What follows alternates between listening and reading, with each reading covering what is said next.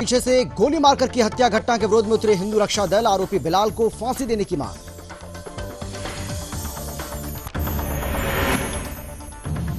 चंदौली में अधिकृत वेबसाइट अधिकृत एजेंटों से ही खरीदे टिकट दलालों के झांसे में न आने की अपील। 16,59,000 मूल्य के 659 टिकट बरामद, कार्रवाई जारी।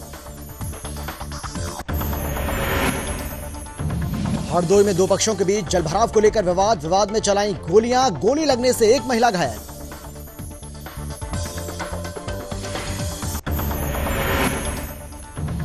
गाजीपुर में थाना बरेसर क्षेत्र में एक व्यक्ति की हत्याकांड का पुलिस ने किया सफल अनावरण। स्वाट टीम और थाना बरेसर पुलिस ने की कार्रवाई। और चित्तौड़गढ़ में जेसीबी से बड़ी मात्रा में की जा रही मिट्टी की खुदाई, नदी के तल को किया जा रहा है खोखला। अवैध खनन करने वालों पर होगी कार्रवाई।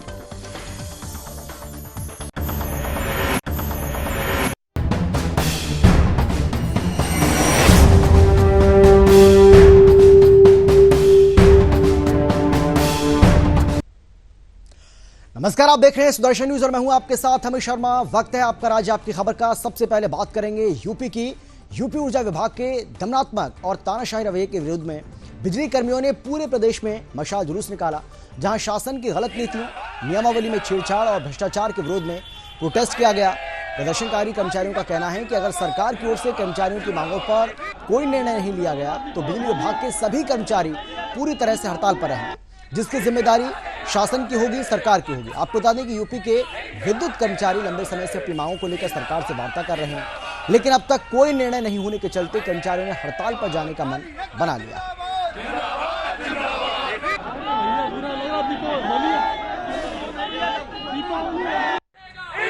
बिल्कुल वार्ता हुई, अपर मुख्य सचिव ऊर्जा से हमारी वार्ता हुई है और कोई आश्वासन वाली स्थिति अभी नहीं आई है और आश्वासन की बात भी नहीं है। मैंने आपको कहा हमारी ऐसी कोई मांग नहीं है, नई मांग।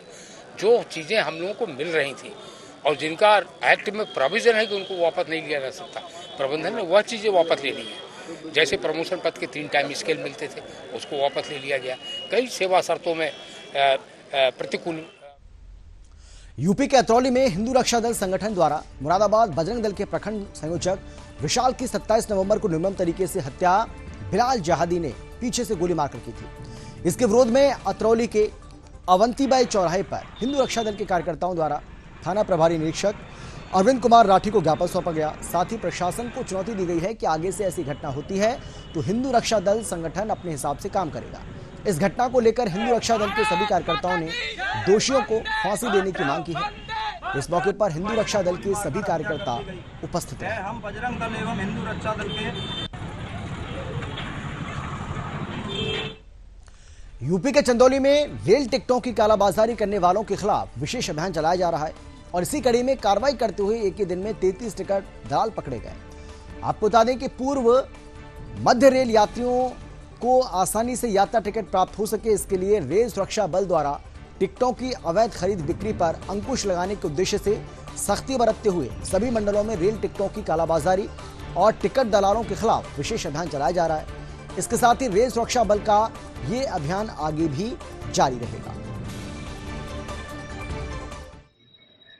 आज बढ़िया मंडल सुरक्षा आयोग के डीडीयू के दिशा निर्देश पर पूरे डिवीजन में टाउट के खिलाफ में अभियान चलाया गया था, जिसमें आईपीएफ पोस्ट डीडीयू के भी और सीआईबी डीडीयू के साथ जॉइंट टीम मिलकर हम लोग औरंगाबाद में जाके एक टाउट को पकड़ा है और उसका जो है मालिक शाहिद खान वो फरार हो गया है और उसके पास से फ्यूचर के कई सारे टिकट मिले हैं और पास्ट के बहुत सारे टिकट मिले हैं, जिसका भी मिला। यूपी का गाजियाबाद में युवती की मौत पर अस्पताल में हंगामा देखने को मिला है। आपको बता दें कि युवती की पहले तबियत बिगड़ गई थी और फिर युवती कोमा में चली गई थी। इतना ही नहीं, युवती ने 10 दिन में दम तोड़ दिया। दरअसल गाजियाबाद में 22 वर्षीय उपासना पहले कई दिन बीमार रही, फिर वो कोमा में चली गई, फिर उसकी मौत हो गई। घटना को लेकर परिवार ने जीवन ज्योति हॉस्पिटल के मालिक और डॉक्टर्स पर इलाज में लापरवाही का आरोप लगाते हुए मंगलवार को हंगामा किया। इसके साथ ही थाना विजयनगर में पीड़ित परिजनों ने शिकायत दी है।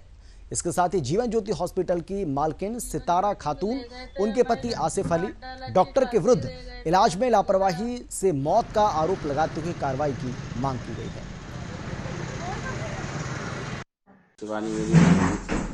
18 तारीख को उससे थोड़ी तबीयत खराब होने की परेशानी महसूस की, तो मेरे भाई ने बगल में जीवन ज्योति हॉस्पिटल में ले जाकर उसे चेकअप कराया, तो उन्होंने गंभीर बीमारी बताकर उसको एडमिट कर लिया। उसके बाद उन्होंने चेकअप करके उसको ब्लड और प्लेटलेट चढ़ानी शुरू कर दी। इसके बाद उसकी स्थिति गिरती हुई चली गई।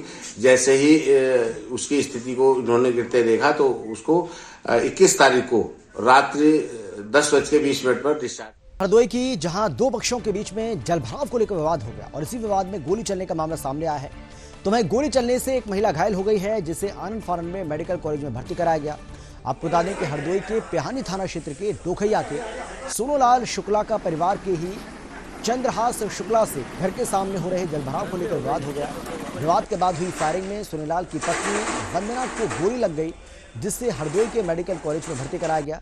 पीड़ित ने चंद्रहास और उसके बेटे विकास पर तमंचे और बंदूक से फायर करने का आरोप लगाया है।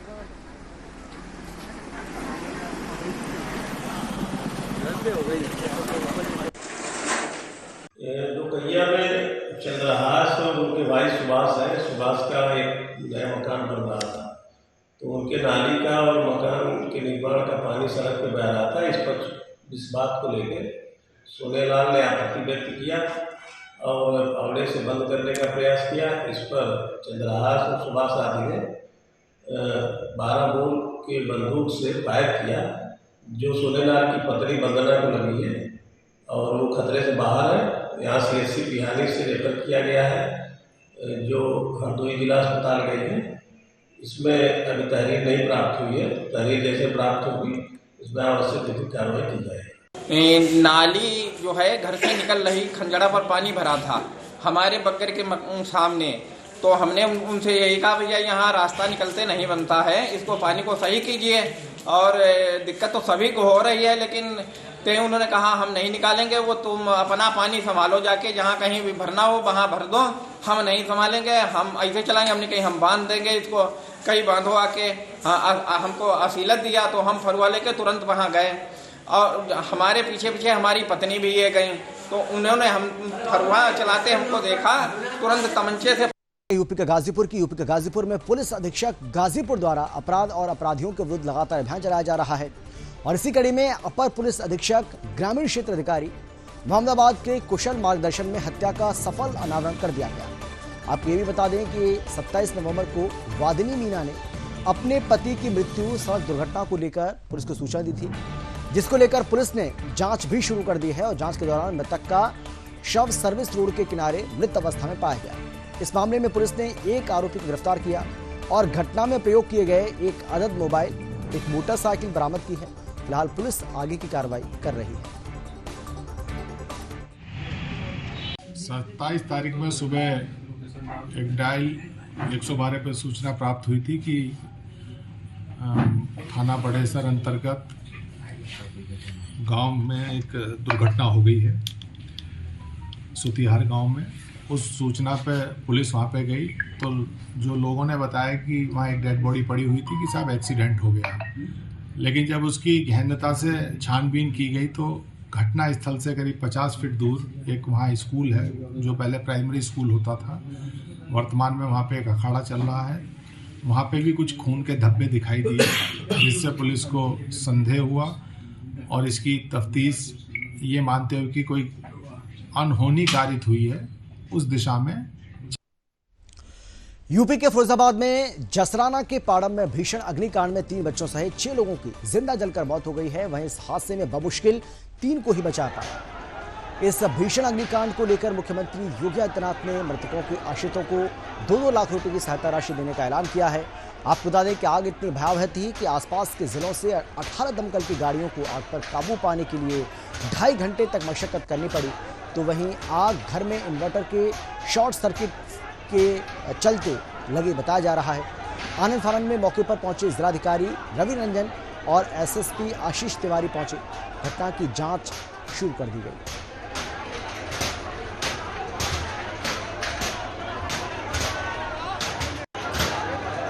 हमारा थाना पड़ता है उसमें पाड़म कस्बा है, जिसमें जो घर है इसमें शॉर्ट सर्किट से प्रथम दृष्टया जो है वो आग लगने की बात बताई जा रही है इन्वर्टर बैटरी में, और उसकी वजह से आग लग गई, जिसमें एक परिवार के जो 9 लोग थे उसमें से 3 लोग जो हैं बचे हैं और 6 लोग जो हैं वो उसमें 3 एडल्ट और 3 बच्चे जो हैं उनकी प्रथम दृष्टया अभी मौत बताई जा रही है। ये बड़ी ही दुखद घटना है, जिसमें इमीडिएटली पुलिस प्रशासन ने संज्ञान लेते हुए यहाँ पर आगरा, मैनपुरी, एटा और फिरोजाबाद से 18 दमकल की गाड़ियाँ और 12 थानों की पुलिस जो थी वो यहाँ पर पहुँचाई गई और रेस्क्यू अभियान किया गया। लगभग रेस्क्यू अभियान। बात करेंगे यूपी के महोबा की, जहां शहर कोतवाली इलाके में पुलिस से बेखौफ दबंगों ने पेपर देकर घर लौट रहे 2 छात्रों को पुरानी रंजिश के चलते मारपीट कर गोली मार दी। दिन दहाड़े गोलीकांड की इस घटना से इलाके में हड़कंप मच गया। घटना की सूचना मिलते ही मौके पर पहुंची पुलिस ने गंभीर रूप से घायल दोनों सगे भाइयों को इलाज के लिए अस्पताल में भेज दिया है। आपको बता दें कि महोबा शहर के सुभाष नगर में रहने वाले सचिन और अरुण नामक दोनों सब भाइयों को कुछ दिनों पहले आरोपी दबंगों ने नौकरी देने के बहाने देश की राजधानी दिल्ली बुलाया और वहां किसी बात को लेकर दोनों में विवाद इतना बढ़ा कि आज पेपर देकर घर लौट रहे छात्रों के साथ आरोपी दबंगों ने मारपीट कर गोली मार दी। फिलहाल पुलिस मामले की जांच कर रही है और आगे की कार्रवाई भी शुरू कर दी है। सुभाष नगर में एक घटना अभी घटित हुई है जिसमें 2 पक्षों में झगड़ा हुआ है और संज्ञान में आया है। मेडिकल के आधार पर जो आप बात बता रहे हैं, मेडिकल में और तहरीर के आधार पर जो भी होगा वो कार्रवाई की जाएगी। पुलिस मौके पे पहुंची हुई है और कार्रवाई की जा रही है। सर, पुलिस को क्या सूचना मिली है? पुलिस को सूचना मिली है कि फायरिंग की गई है, इस तरह की बात अभी, लेकिन जो भी है बात उसमें तहरीर और उसके आधार मेडिकल के आधार पर ही की जा सकती है। जेल के सामने मेरे बच्चे स्कूल गए थे, 9:30 बजे घर से निकले हैं पेपर देने, लौट के आए हैं तो जेल के पास ही में रोड में, मैं तो घर में थी, मुझे तो मालूम नहीं है, मोहल्ला के लोगों ने बताया, मैं भागती चली आई, तब इन लोगों ने गोली मार दी मेरे बच्चे को कि डंडों से मारा है। मैं भागती सीधे अस्पताल चली आई, उधर कोई नहीं मिला, मुझे खून मार डाला। क्या पहले कोई विवाद था का उनसे? मुझे कुछ पता ही नहीं है, लड़के हैं, कैसा इनका विवाद है, कोई विवाद नहीं रहा। घर में आता रहा, खूब बोलता रहा, एक साथ बैठते उठते रहे, कोई बातचीत नहीं। बच्चे स्कूल गए थे, साइंस और डिग्री कॉलेज में पढ़ते थे, वो पेपर देने के लिए गए थे। सुबह हम स्कूल निकल गए हैं और हमारी जानकारी में पेपर देकर लौट के आ रहे हैं। बच्चों ने बताया कि जेल के आसपास 10-12 लोग जितने भी हों लड़कों को घेरा है, बहुत मारा है, छोटे लड़के को भी मारा है, उसके छोटे लड़के के पैर में गोली का निशान भी बना हुआ है, इसको सर पर चोटें मारी हैं बहुत देर। किसने मारा है उनको?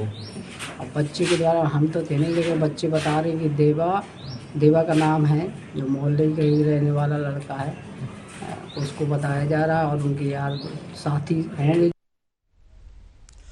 छत्तीसगढ़ के बालोद जेल प्रशासन की लापरवाही के चलते दीवार फांदकर 2 कैदी फरार हो गए, जिसमें बालोद पुलिस की तत्परता के चलते एक कैदी को महज 18 घंटे के भीतर पुलिस ने पकड़ डाला।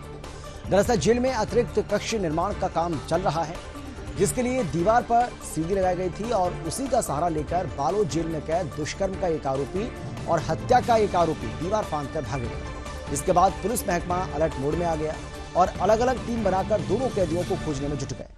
वहीं जेल में कैदियों के भागने के बाद आज दुर्ग जेल अधीक्षक SS तिग्गा जांच के लिए पहुंचे और जेल प्रहरी को दोषी मानते हुए इसे निलंबित कर दिया। इधर रात भर तलाश करने के बाद आज सुबह 11 बजे जब दुष्कर्म का आरोपी विकास यादव जेल से भागकर अपने घर जा रहा था, इसी बीच अर्जुंदा के पास पुलिस ने उसे धर दबोचा, तो वहीं दूसरे आरोपी की तलाश पुलिस कर रही है।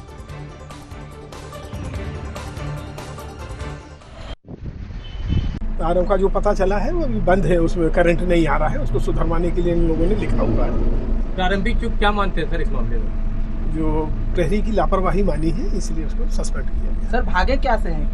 क्या चीजों को उपयोग करके भागा गया है यहाँ से? कैसे भागे? इतना ऊंचा दीवार है। कुछ जो निर्माण कार्य चल रहा है उसके जो साधन मिल गए उससे वो भागे। और किन किन के ऊपर कार्रवाई की जाएगी सर इस मामले पर? मध्य प्रदेश के ग्वालियर में 1,30,000 रुपए की लागत से गुणवत्ताहीन 110 टंकियों का निर्माण कंस्ट्रक्शन कंपनी द्वारा घटिया स्तर पर किया जा रहा है और इसी को लेकर स्थानीय लोगों, समाज सेवी ने सबलगढ़ SDM कार्यालय के सामने सत्याग्रह आंदोलन कर आरोप लगाया। आपको बता दें कि मुरैना जिले के रामपुर कलाघाट क्षेत्र की 12 ग्राम पंचायतों में शासन की महत्वाकांक्षी योजना जल जीवन मिशन को लेकर विद्यालय में अध्ययनरत छात्र और छात्राओं को स्वच्छ जल उपलब्ध कराने के उद्देश्य से बनाई गई। तो वहीं 1,30,000 रुपए की लागत से गुणवत्ताहीन 110 टंकियों का निर्माण होना कई बड़े सवाल भी खड़े करता है। देखना यह होगा कि इस मामले पर अब स्थानीय प्रशासन आगे क्या कार्रवाई करता है।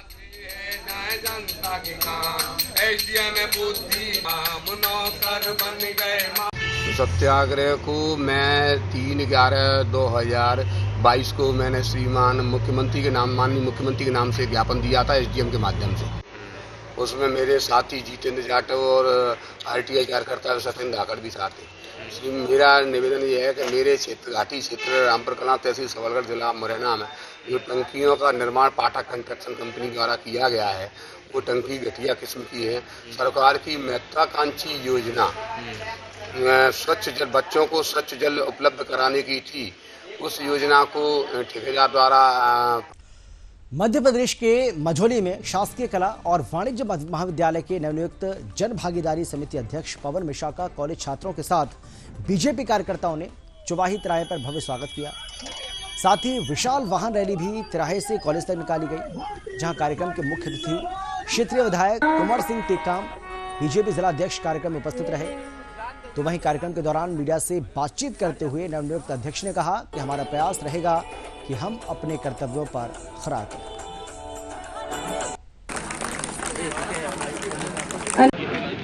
महाविद्यालय की जो जिम्मेदारी मिली हुई है सर्वप्रथम छात्रों के हित के लिए मिली हुई है।